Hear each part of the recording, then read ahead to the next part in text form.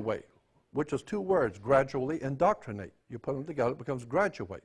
So for the 12-step program, they have finally taught you what to kiss and when, and how to get and how to get a job, and who to bow down to, and all that. So they've taught you now, and now you can go out and get a job. It's the 12-step program, 1st to the 12th grade. What is that based on? Horus. Horus was our god, the sun god in Egypt, and he walked across the sky in 12 steps. Horus is the first step. Horus is the second step. Horus is the third step. When he got in the Horus of the sixth step, he was directly overhead. He was then called Horus, the Most High God, because you don't get any higher than noon. So it's called high noon, because he's the Most High. Why? Well, because after 1 o'clock, the sucker's going down.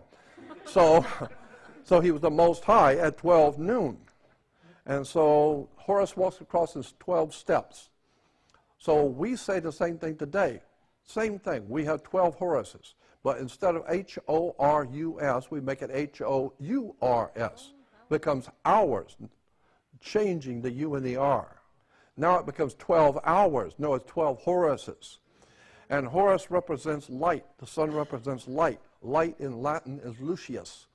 Lucius, when personified as a god, becomes Luke. And this is why you have Luke Skywalker. And he walks across the sky and meets his evil brother, Darth Vader, or in the Egyptian religion, Set. He was the god of darkness. The prince of darkness was Set. Why? Because it got dark at sunset. So the whole idea is that it's the whole world that we live in is based on Egypt, Mesopotamia, ancient Greece, ancient Rome.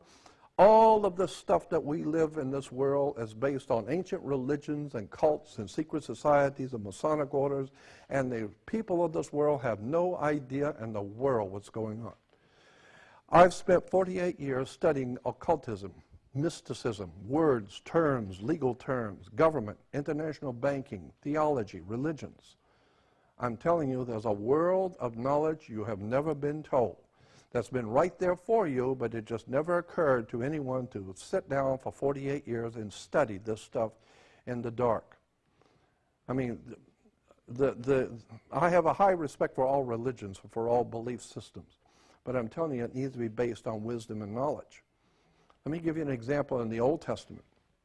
In Arabia, looking east, there's a huge mountain range in Arabia, very high mountain ranges in Arabia, in the middle of Arabia.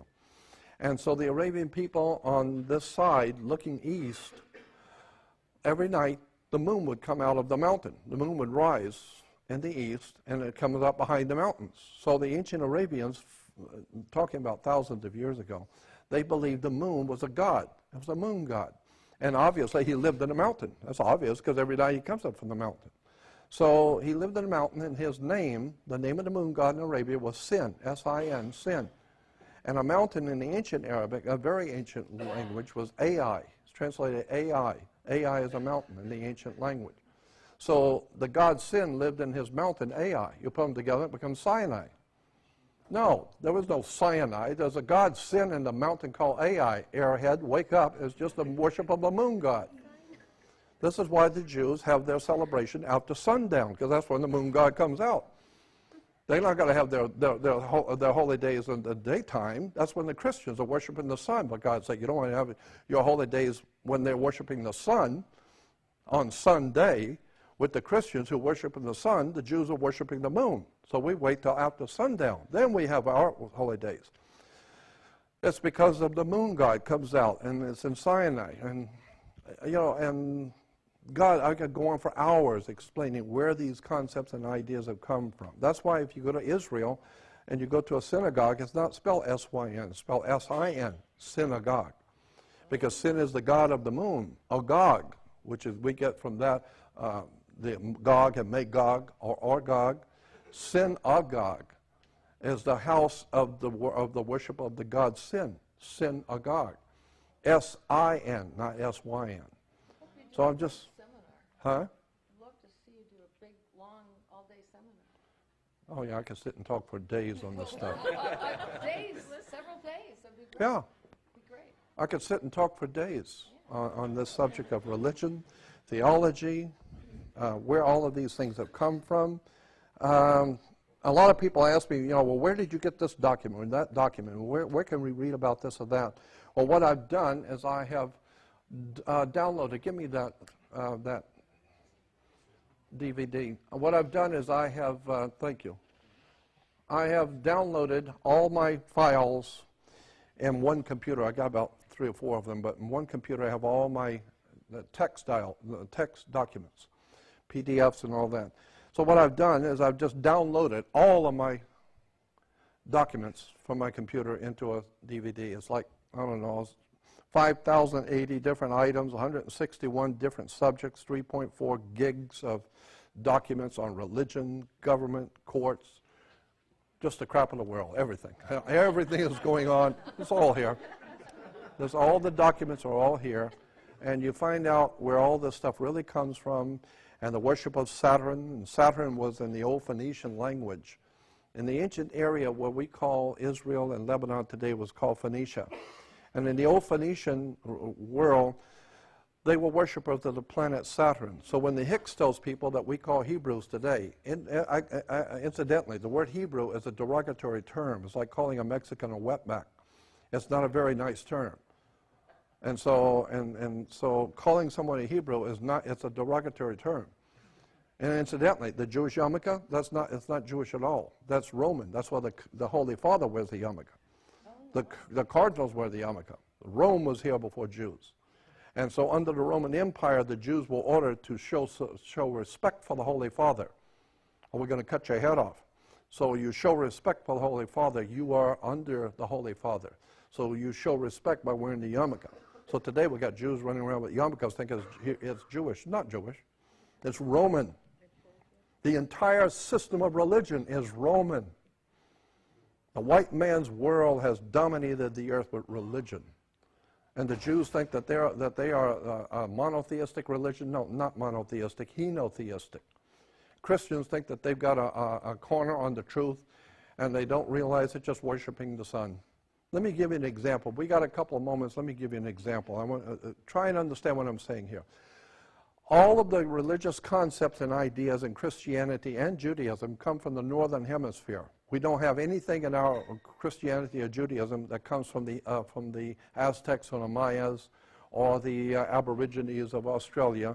All of our concepts and ideas come from the northern hemisphere. Very good reason, because the whole thing of religion and Judaism and Christianity is astrology. It's based on the stars. That's what God is. Ask any kid where God is. He's out there. That's right, in the stars. That's what the Christianity and Judaism is based on, the stars. And so on the first day of summer, the very first day of summer, the sun is as high in the northern hemisphere as it's going to go. It's not going any further north than the first day of summer. Each day after the first day of summer, it begins to move 1 degree southward every day. It's so slight you'll never notice it. But 90 degrees later, or 90 days later, which is 3 months later, it's halfway down.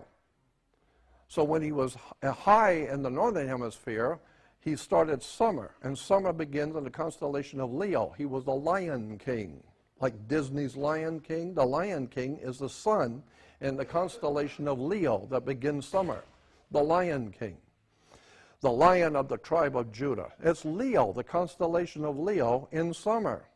The sun is hot, so he's the Lion King, Leo, the constellation. Now, 90 degrees later, 90 days later, he is falling. So now it's called fall. Yeah, because he was really hot. Now he's falling. So he's not that hot anymore. So now we call it fall because he's falling. What is the symbol for fall if it isn't Scorpio, the backbiter? And this is why in the old ancient world, when a scorpion bites you, they have 2 stingers, one on top of the other, and when they hit you, it looks like 2 lips.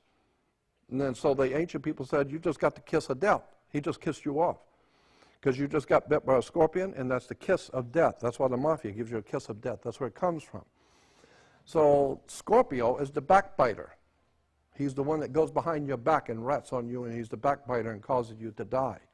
And that's what Judas was, the backbiter, Scorpio, because Scorpio begins fall. So Jesus, who was the Son of God, the God's Son, the light of the world, he was the Lion King in summer, but now he is falling.